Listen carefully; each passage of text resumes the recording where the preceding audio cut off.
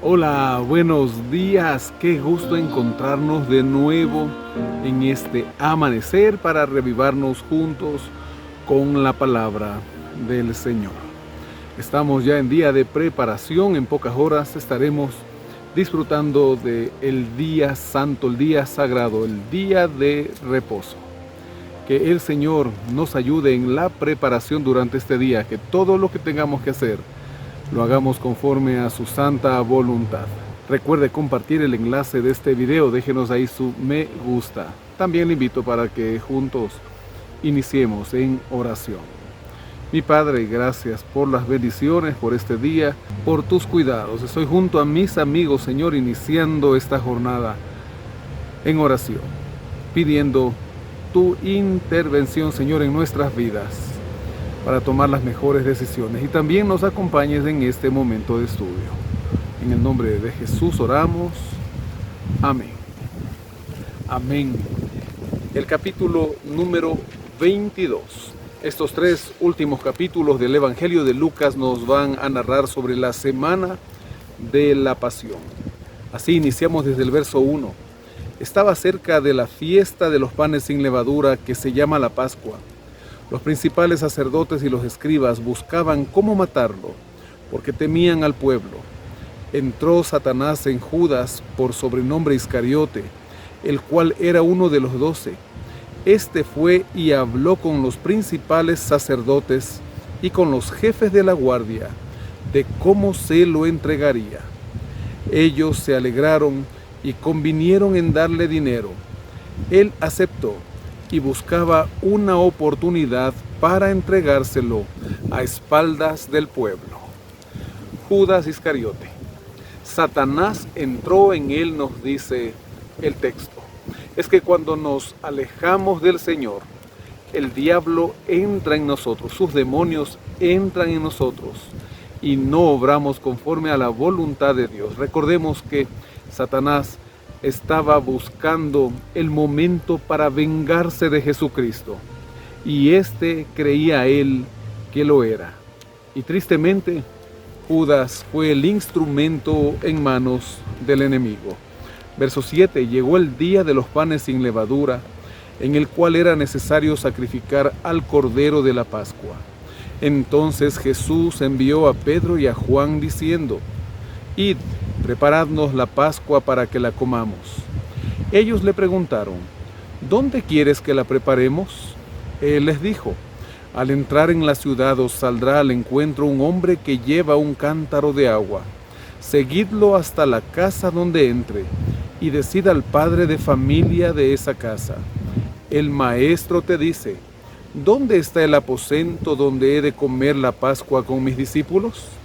Entonces él os mostrará un gran aposento alto, ya dispuesto, preparadlo allí. Fueron pues y hallaron como les había dicho, y prepararon la Pascua.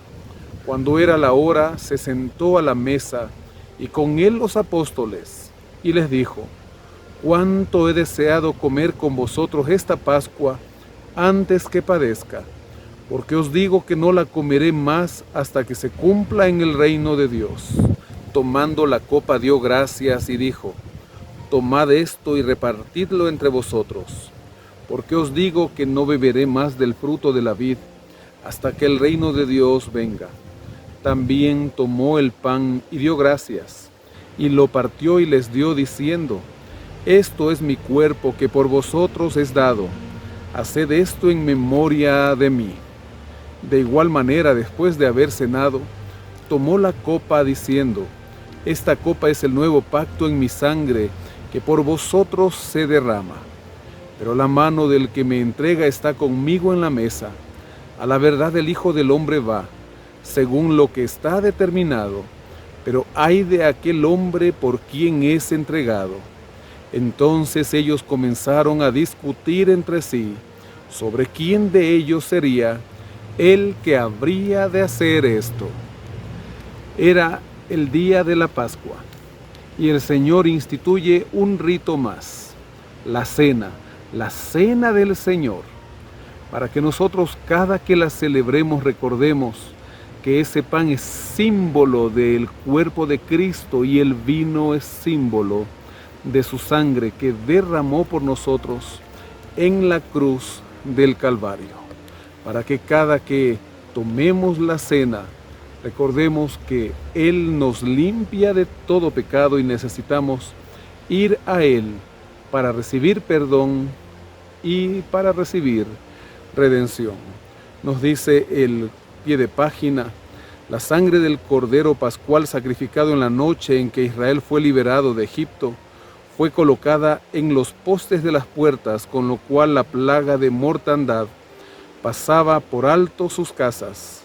Según Éxodo capítulo 12, la cena pascual, que originalmente incluía el cordero sacrificado, pan sin levadura y hierbas amargas, ahora se cumple con el Señor, quien nos da una liberación definitiva con su muerte. Verso 24, hubo también entre ellos una discusión sobre quién de ellos sería el mayor. Pero él les dijo: los reyes de las naciones se enseñorean de ellas, y los que sobre ellas tienen autoridad son llamados bienhechores. Pero no así vosotros, sino que el mayor entre vosotros sea como el más joven, y el que dirige como el que sirve. Pues, ¿cuál es mayor, el que se sienta a la mesa o el que sirve? ¿No es el que se sienta a la mesa? Pero yo estoy entre vosotros como el que sirve, y vosotros sois los que habéis permanecido conmigo en mis pruebas.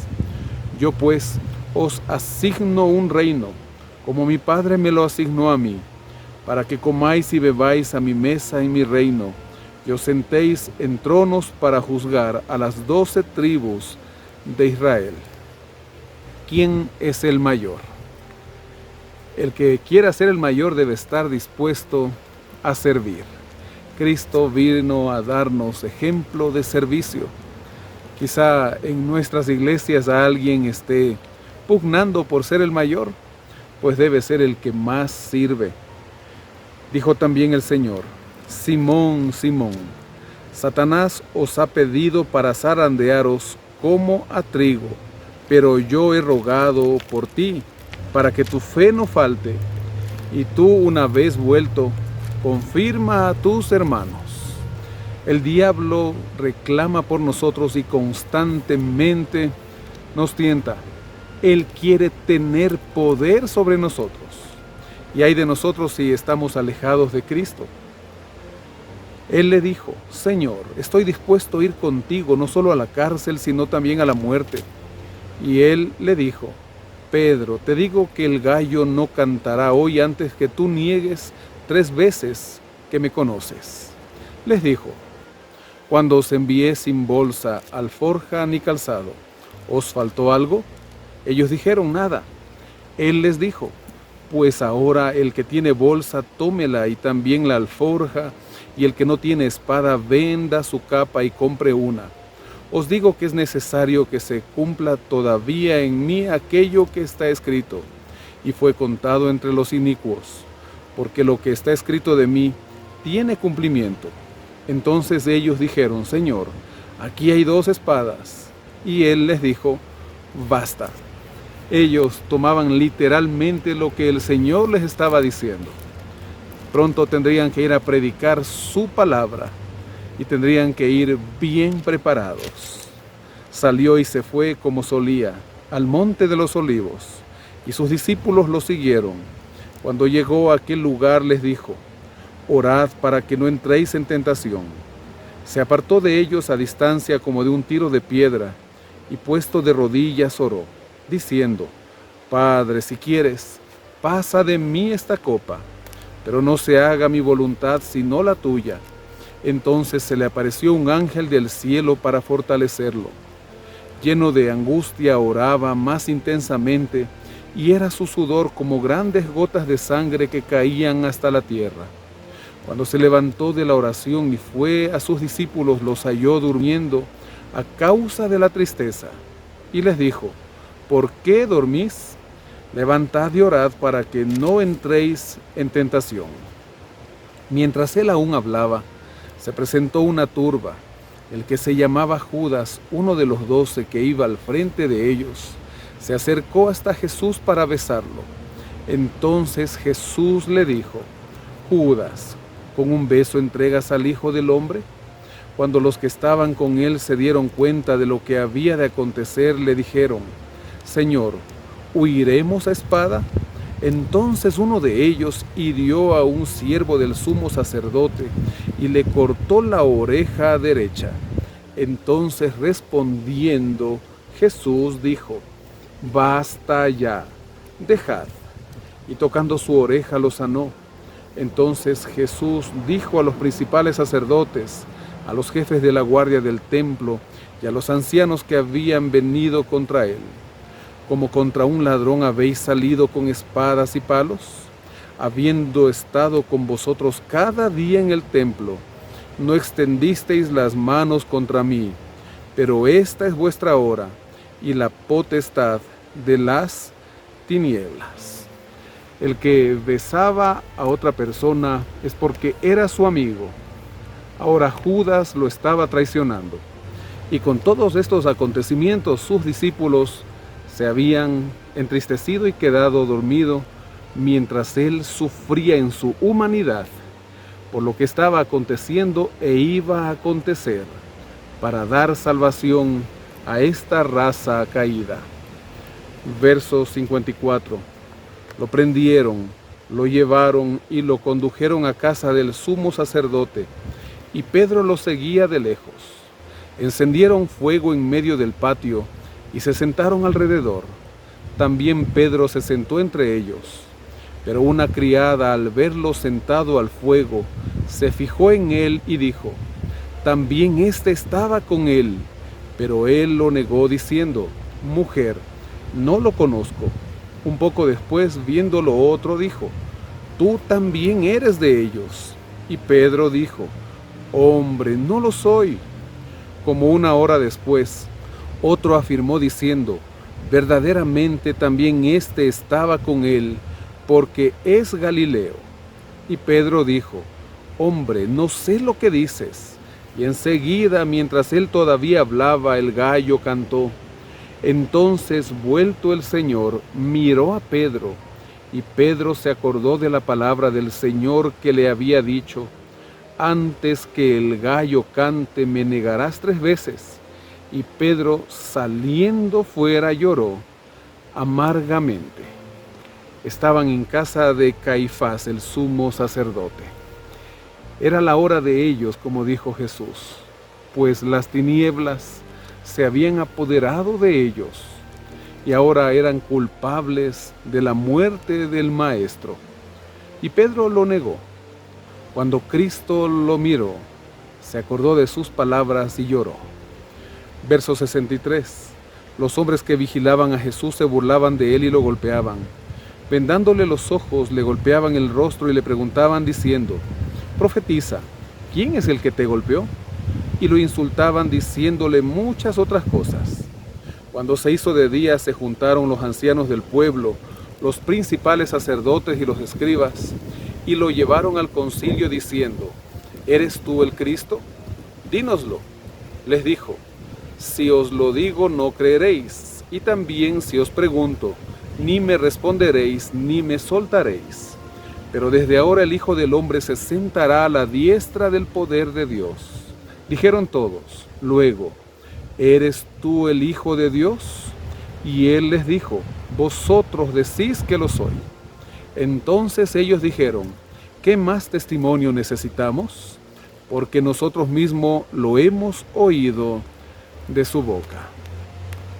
Unos hombres lo cuidaban en la noche y lo golpeaban. No podía reunirse el Sanedrín, pues nadie podía ser juzgado en la noche, sino durante el día. Y al amanecer, así lo hicieron, se reunieron para primero hacerle preguntas, y luego de preguntarle si él era el Cristo y el Hijo de Dios, entonces ellos lo acusan: hemos oído de su boca. Todo esto tenía que acontecer para que tú y yo tengamos salvación. Mañana y pasado mañana continuaremos con este hermoso relato. Mi Padre, gracias por tus cuidados. porque mediante tu Hijo amado nos da salvación. Gracias por la oportunidad de obtenerla solo creyendo en Él. Hoy entregamos este día, Señor, en tus manos. Queremos hacer tu voluntad. En el nombre de Jesús, nuestro Salvador, oramos. Amén. Amén. Que el Señor le guarde y bendiga. Tenga un feliz y bendecido día de preparación.